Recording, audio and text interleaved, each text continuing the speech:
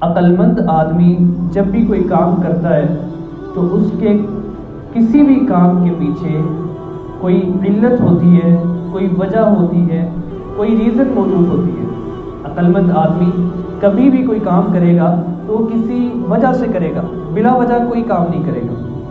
ہاں، اور ناسمجھ آدمی، کم عقل آدمی جب بھی کوئی کام کرے گا تو یعنی مثال کے طور پہ ہنس رہا ہے تو ہنسے چلے جا رہا ہے، رو رہا ہے تو روئے چلے جا رہا ہے، تو لوگ اسے کیا کہیں گے کہ پاگل ہو گیا۔ تو عقلمند آدمی جب کوئی کام کرتا ہے تو اس کے کام کے پیچھے کوئی علت، کوئی وجہ، کوئی ریزن ضرور ہوتی ہے۔ اور اسی طرح یہ دنیا کا نظام ہے، یہ ایک چرخہ ہے جو چلا جا رہا ہے۔ ہاں، انسان کو اللہ رب العزت نے بنایا ہے، اتنی مخلوقات بنی ہے۔ آج سے 100 سال پیچھے چلے جائیں تو دنیا کا نظام ہی کچھ اور تھا، دنیا کا چال چلن، دنیا کا رہن سہن ہی کچھ اور طریقے سے تھا، انداز زندگی ہی تبدیل تھی۔ اور اب دیکھیں کہ یعنی پہلے کوئی تصور بھی نہیں تھا کہ ایک علاقے سے بیٹھ کے، ایک جگہ سے بیٹھ کے ہزاروں میل کے فاصلے کے ساتھ لوگوں سے بات کی جا سکتی ہے، تصور بھی نہیں تھا نا۔ ہاں، تو مگر یہ اب آج سے 100 سال کے بعد، 150 سال، 200 سال کے بعد دنیا کی کیا کیفیت ہوگی، دنیا کس عالم پہ ہوگی، کس طریقے کے ساتھ ترقی کر چکی ہوگی، کوئی پتہ نہیں۔ مگر یہ ایک چرخہ ہے جو چلے جا رہا ہے۔ روزانہ کتنے لوگ پیدا ہو رہے ہیں اور کتنے لوگ ہیں جو اس دنیا سے جا رہے ہیں۔ یہ ایک چرخہ ہے جو چل رہا ہے۔ تو جیسے میں نے بتایا کہ عقلمند آدمی کے ہر کام کے پیچھے کوئی نہ کوئی وجہ ہوتی ہے۔ تو اللہ جل شانہ نے اتنے بڑے نظام کو، یہ شمس و قمر، یہ حجر و شجر کے نظام کو بلا وجہ تو نہیں بنایا، کوئی نہ کوئی ریزن، کوئی نہ کوئی وجہ، کوئی نہ کوئی علت تو ضرور ہوگی۔ اتنا بڑا نظام چل رہا ہے، اللہ جل شانہ صبح ہو رہی ہے، اللہ رب العزت صبح کر رہے ہیں اور اپنے ٹائم پہ ہو رہی ہے، کبھی اس کا وقت میں رد و بدل نہیں ہوئی۔ رات ہو رہی ہے، چاند آ رہا ہے، کبھی اس میں کچھ رد و بدل نہیں ہوئی۔ ستارے اپنے وقت پہ آ رہے ہیں، اسی طرح دیگر تمام مخلوقات آ رہی ہیں۔ اور اچھا، اللہ کی قدرت کیا کہ انسان کو بھی اللہ رب العزت نے جو بنایا ہے، اس کو بھی کسی مقصد کے لیے بنایا ہے۔ اب یہ چاند، سورج، ستارے، سیارے، گیلیکسیز، یہ سب تو اپنا مقصد پورا کر رہی ہیں، مگر انسان کو جس مقصد کے لیے بنایا تھا، آج انسان اس مقصد کو نہیں پورا کر رہا۔ انسان کو کس مقصد کے لیے بنایا تھا؟ فرمایا وَمَا خَلَقْتُ الْجِنَّ وَالْإِنسَ إِلَّا لِيَعْبُدُونَ، کہ ہم نے جنوں اور انسانوں کو اپنی عبادت کے لیے پیدا کیا ہے۔ اور علامہ سیوطی رحمہ اللہ اب فرماتے ہیں کہ لیعبدون سے مراد لیعرفون ہے، کہ اللہ رب العزت کی پہچان حاصل کی جائے، اللہ رب العزت کی پہچان حاصل کی جائے۔ اس لیے کہ ایک قاعدہ کلیہ ہے، جب تک کسی چیز کی پہچان حاصل نہیں ہو جاتی تب تک اس کی بات کی اہمیت نہیں دل کے اندر بیٹھتی۔ ابھی یہاں پہ باہر کوئی سول وردی میں آ جائے، سول میں آ جائے، اس نے پولیس کی وردی نہ پہنی ہو تو وہ کوئی کام کہے گا تو اس کی بات کی اہمیت ہوگی نہیں ہوگی۔ اور اگر وہی اپنے یونیفارم میں آ جائے تو پھر اس کی کس طرح بات مانی جائے گی، کس طرح اس کی بات کو اہمیت دی جائے گی۔ تو یہ ہے پہچان۔ اب پہلے کیوں نہیں تھا مان رہا بات؟ کہ پہچان نہیں تھی کہ کون ہے، اور جب پہچان ہو گئی تو اب کیوں مان رہا ہے کہ اب پہچان ہو گئی، اب اس کی عظمت کا، اس کی قدر و منزلت کا پتہ لگ گیا۔ اور اصل قدر و منزلت کا مالک کون؟ کہ اللہ جل شانہ۔ اور اللہ رب العزت کے فیصلے میرا اور آپ کا چاہنا، میرا اور آپ کا چاہنا یہ کچھ نہیں ہے۔ اسی لیے اللہ کے نبی نے فرمایا، اللہ جل شانہ فرماتے ہیں عبدی انت ترید وانا ارید ولا یکون الا ما ارید، کہ اے آدمی ایک تو تیری خواہش ہے، ایک تیری چاہت ہے، ایک تیرا ذہن ہے، ایک تیری خواہش ہے کہ یہ ہو جائے، یہ ہو جائے، یہ ہو جائے، اور ایک میری چاہت ہے، میری خواہش ہے، میرا فیصلہ ہے۔ وَلَا يَكُونُ إِلَّا مَا أُرِيدُ، اور ہوگا وہی جو میرا فیصلہ ہے۔ فَإِن سَلَّمْتَ لِي مَا أُرِيدُ كَفَيْتُكَ مَا تُرِيدُ، اگر تو نے میری چاہت کی حفاظت کر لی، اگر تو نے میری چاہت پوری کر دی تو پھر میں فیما ترید، جو تو چاہے گا وہ کر دوں. وَإِن لَّمْ تُسَلِّمْ لِي مَا أُرِيدُ أَتْعَبْتُكَ فِيمَا تُرِيدُ وَلَا يَكُونُ إِلَّا مَا أُرِيدُ. کہ اگر تو میری چاہت پوری نہیں کرے گا تو پھر کیا ہوگا کہ أَتْعَبْتُكَ فِيمَا تُرِيدُ، جو تو چاہتا ہے، جس کے لیے تو تگدو کر رہا ہے، جس کے لیے تو کوشاں ہے، میں اس میں تجھے تھکا دوں گا. وَلَا يَكُونُ إِلَّا مَا أُرِيدُ، ہوگا پھر بھی وہی جو میں چاہوں. یہ قرآن ہمیں ذہن دیتا ہے. وَتُعِزُّ مَن تَشَاءُ، جسے چاہتا ہے اللہ رب العزت عزت دیتا ہے. وَتُذِلُّ مَن تَشَاءُ، جسے چاہتا ہے ذلت دیتا ہے. وَتَنزِعُ الْمُلْكَ مِمَّن تَشَاءُ، جسے چاہتا ہے وہ ملک سے گرا دیتا ہے، جسے چاہتا ہے وہ ملک عطا کر دیتا ہے. تُؤْتِي الْمُلْكَ مِمَّن تَشَاءُ وَتُعِزُّ مَن تَشَاءُ وَتُذِلُّ مَن تَشَاءُ بِيَدِكَ الْخَيْرُ إِنَّكَ عَلَى كُلِّ شَيْءٍ قَدِيرٌ. جسے جو چاہتا ہے عطا کرتا ہے. مَا شَاءَ اللَّهُ كَانَ وَمَا لَمْ يَشَأْ لَمْ يَكُنْ. جو اللہ چاہتا ہے وہ ہوتا ہے، جو میں چاہوں گا، جو میری چاہت ہے، جو میری خواہش ہے، جو میرے دل کی تمنا ہے، وہ نہیں ہوتی. یہ ہے کہ اللہ کی چاہت ہے اور اللہ کا فیصلہ ہے جو نافذ ہونے والا ہے.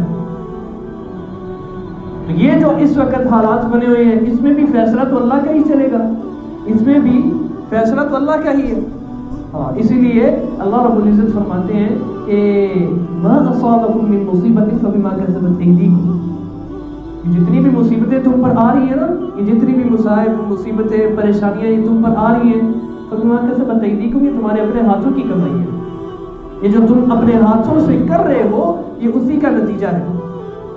اسی لیے آج ہم لوگ، میں نے جیسے بتایا نا کہ چاند، ستارے، سیارے، یہ تمام کی تمام مخلوقات اپنے اپنے کام میں لگی ہوئی ہے. تسخیر کے الفاظ آتے ہیں قرآن پاک میں کہ تمہارے لیے مسخر کیا ہے، تمہارے کام میں لگایا ہے. وَسَخَّرَ لَكُم مَّا فِي الْأَرْضِ جَمِيعًا سَخَّرَ لَكُمُ الشَّمْسَ سَخَّرَ لَكُمُ الْقَمَرَ. جو کچھ ہے اللہ رب العزت نے انسان کے کام میں لگایا ہوا. اسی لیے اللہ کے نبی نے فرمایا تھا إِنَّ الدُّنْيَا خُلِقَتْ لَكُمْ.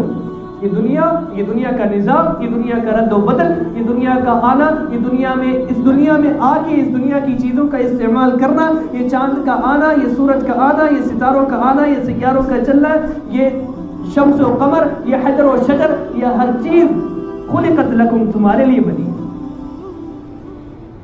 یہ تو اپنے کام میں لگے ہوئے ہیں، یہ تو اپنے مقصد کو پورا کر رہے ہیں. مگر انسان کا جو مقصد، جیسے میں نے پہلے عرض کیا کہ انسان کا جو مقصد تھا کہ اللہ رب العزت کی ذات کو پہچانتا، اس میں انسان ابھی کچا ہے، اس میں انسان کچا ہے، اس میں انسان اپنا مقصد پورا نہیں کر رہا.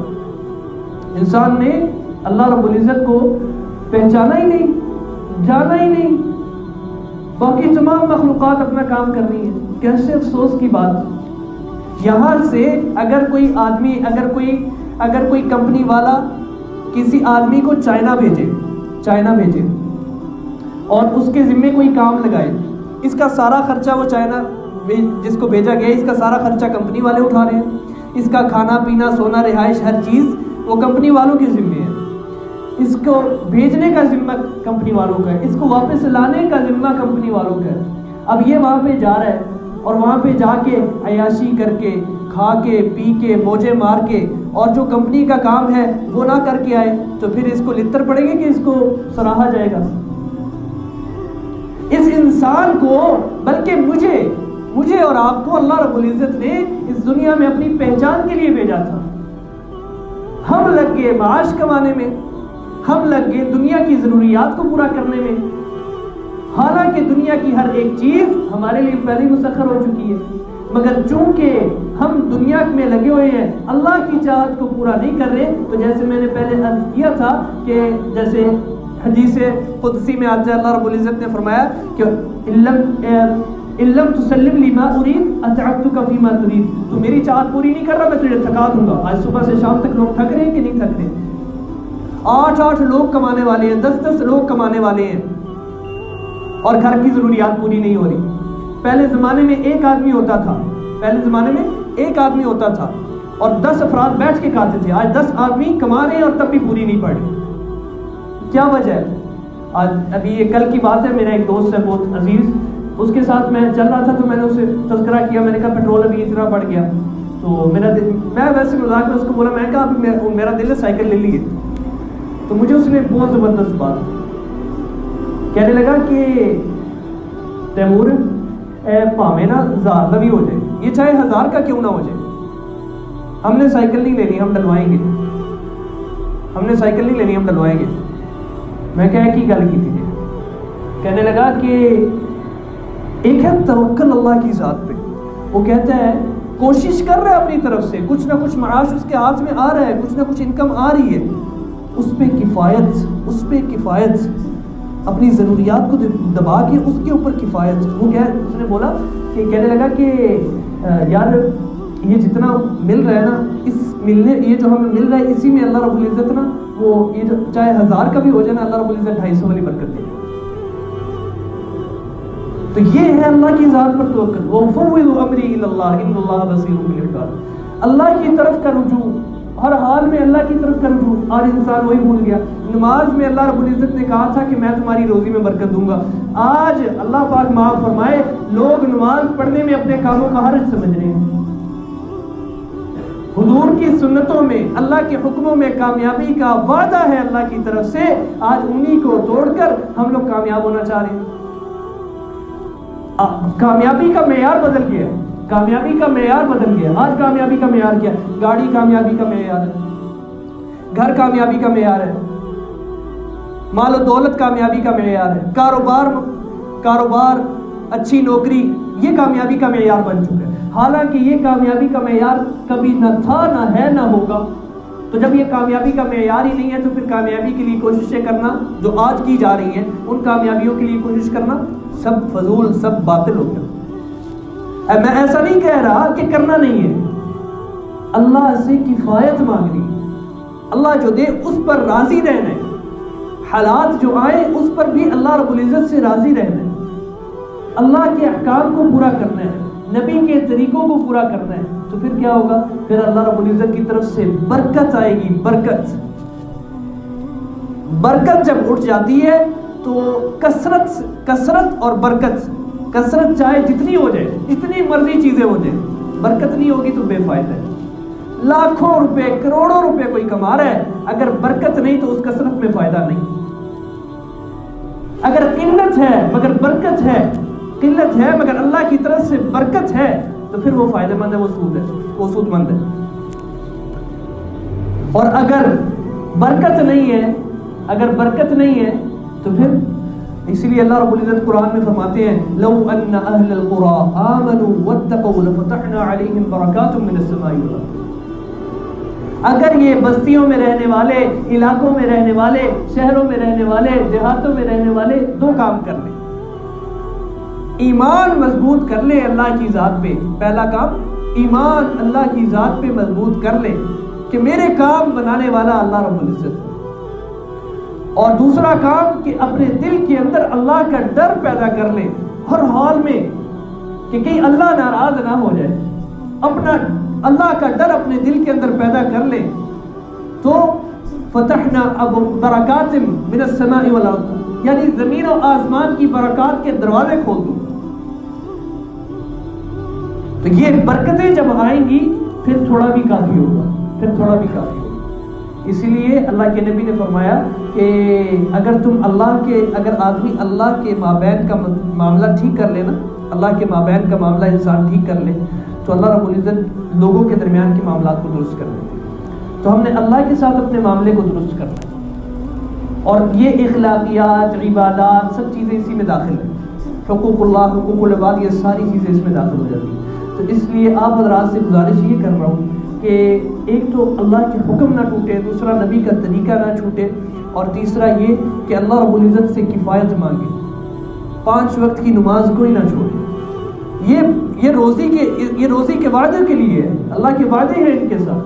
سب سے پہلا وعدہ جو 5 نمازیں پڑھے گا اس کے ساتھ 5 بڑے انعامات ہیں، ان میں سے سب سے پہلا وعدہ جو ہے نا وہ روزی کا.